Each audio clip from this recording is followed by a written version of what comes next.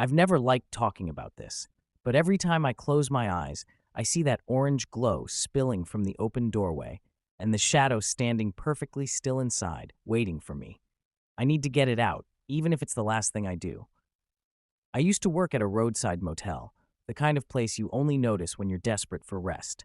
It sat alone in the middle of nowhere, 10 rooms, a flickering neon sign, and miles of empty desert in every direction. Nights were long and silent, filled only with the buzz of insects against the lamps and the constant hum of the red neon letters spelling vacancy, motel. My job was simple: handle the late check-ins, clean up when I could, and keep watch. Most nights dragged by without incident. The guests were usually truck drivers, exhausted travelers, or people who seemed to be hiding from something. I didn't ask questions. But one night, around 2 in the morning, I heard it, a sharp thud against the wall. At first, I thought it was just one of the rooms occupied by some drunk trying to settle in. Then I remembered, there was only one guest staying at the motel that night. He was in room 6. I'd seen him arrive just before midnight. He drove an old, rusted car with no plates. He spoke little, his voice low and rasping, as if his throat hadn't been used in years. He paid in cash, grabbed the key, and vanished toward his room without even looking at me. The sound I heard came directly from his side of the building. I froze at the reception desk, listening. For a moment, nothing. Then, scraping, like something heavy being dragged across the floor. Every instinct in me screamed to stay put, but something else, curiosity, duty, I don't know, pushed me to move. I grabbed the flashlight from under the counter and stepped outside. The desert air was cold, carrying with it a faint metallic scent, sharp and unpleasant, almost like wet iron. My shoes crunched on the gravel as I approached the row of rooms. When I reached room 6, I saw it immediately. The door wasn't shut. It was cracked open just enough to let out a sliver of amber light. I held my breath, listening. No television, no voices, no footsteps. Just a faint hum, low and steady, like electricity coursing through a wire. Slowly, I lifted the flashlight and aimed it through the gap. That's when I saw them. 2 glowing reflections, hovering in the dark, like eyes staring straight back at me. My chest tightened. I stumbled back, quickly pushing the door closed without making a sound, and hurried to the reception desk. My pulse was pounding so hard it drowned out every other noise. I told myself it had to be glasses, or a mirror, or something that caught the light wrong. But deep down, I knew better. Those weren't reflections. Those were eyes. Minutes crawled by in silence. I kept staring at the register book, trying to steady my breathing, and then the desk bell rang, a clear, metallic ding. I snapped my head up. There was no one there. The bell still echoes in my head.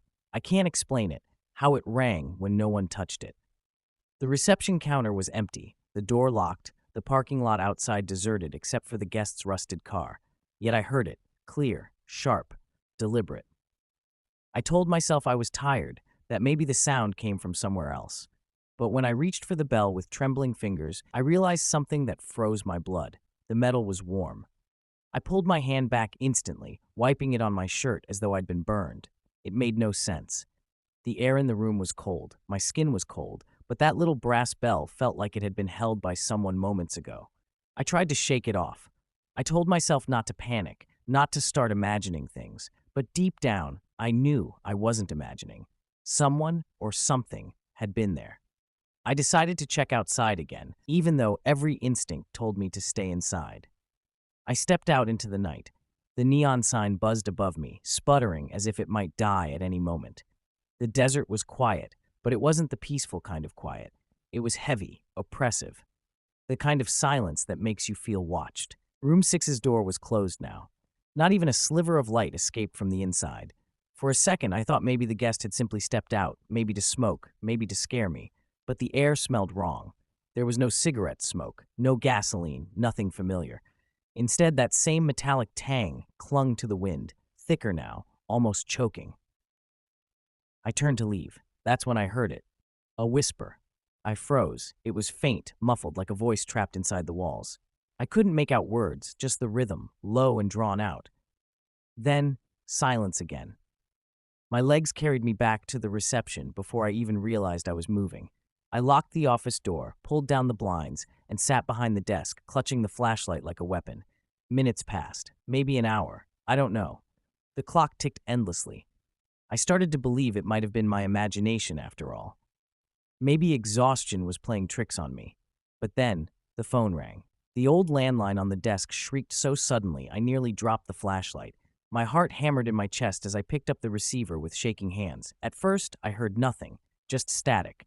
I almost hung up, but then, breathing. Slow, steady breathing, too close, too deliberate. I tried to speak, to demand who it was, but my throat locked. I could only listen. And then a voice. Low, raspy, broken. Room 6. The line went dead. The moment the line went dead, I knew I couldn't stay in that office any longer. The silence after the voice was worse than the call itself. It pressed down on me, crushing, suffocating. I tried to convince myself to wait until morning, to lock the doors and hide, but something inside me knew morning would never come. Not for me, not if I stayed still. I picked up the master key ring. My hands shook so badly the keys jingled like wind chimes. I didn't want to do it, but something compelled me, something between dread and duty. I needed to see inside room 6. The walk down the hallway felt endless. Each step echoed like a gunshot in the dead air. The neon outside flickered, the buzzing sound growing louder the closer I came. By the time I reached the door, my skin felt like it was crawling, alive with static. I stood before room 6, staring at the worn wood, at the tarnished brass numbers screwed into it. My hand hovered over the knob. I told myself, open it, look inside, prove it's nothing, prove you're not losing your mind. I slipped the key into the lock and turned. The door creaked open, spilling that same orange light into the parking lot. The smell hit me first, a sickly blend of rust and rot, like something long dead had been soaking in metal. My flashlight beam trembled as I lifted it inside. The room was wrong. The furniture was there, the bed, the table, the nightstand, but the walls seemed to breathe, their faded wallpaper shifting as if something beneath it pulsed. Shadows clung to the corners, thick and heavy, refusing to scatter under the light. And then I saw him, the guest, standing in the middle of the room, eyes glowing faintly, fixed on me. He didn't move, didn't speak, just stood there, arms hanging at his sides, as if waiting for me to step further in. I wanted to run, but my legs betrayed me. I took one slow step inside. The air felt thick, like pushing through water. My ears rang, my chest tightened, every breath scraping my throat raw. The door slammed shut behind me. The light outside vanished, and the hum inside grew deafening. Those glowing eyes were the last thing I saw before the flashlight flickered out. In the dark, he spoke again. Closer this time, his voice breaking, almost inside my head. You never leave room 6. I don't remember what happened after that. Maybe I blacked out, maybe something worse. All I know is when I opened my eyes, I was behind the reception desk again. Morning light streamed through the blinds, the desert outside quiet and still.